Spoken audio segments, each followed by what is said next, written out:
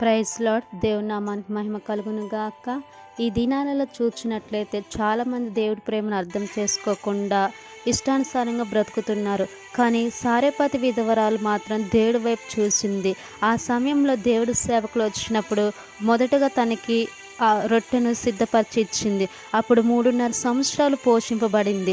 నువ్వు మాత్రం దేవుని వైపు చూడక లోకం వైపు, లోకంలో ఉన్న మనుషుల వైపు చూస్తున్నావు. కాబట్టి మన నిరీక్షణ దేవుడి వైపు ఉండాలి. మనుషుల వైపు చూస్తే మన పరిస్థితులంతా నిరాశగా ఉంటాయి. కాబట్టి ప్రియ సహోదరుడా, సహోదరి, నువ్వు దేవుని వైపు చూచినప్పుడు దేవుడు నీ జీవితంలో గొప్ప కార్యాలు చేస్తాడు. దేనికోసమైతే ఆశపడుతున్నావో, ఏదైతే కావాలో నువ్వు దేవుడి కోసం ఎదురు చూస్తున్నావో ఖచ్చితంగా దేవుడు అది నీకు ఇస్తాడు. ఎప్పుడైతే నువ్వు దేవుడి వైపు చూసినప్పుడు అది నువ్వు ప్రతిఫలం పొందుకుంటావు. కాబట్టి దేవుడి ప్రణాళిక నీ పట్ల గొప్పగా ఉంటుంది. ఆ ప్రణాళిక కోసం నువ్వు ఎదురు చూచినప్పుడు నీ జీవితంలో గొప్ప మేలులు జరుగుతాయి. ఆమేన్.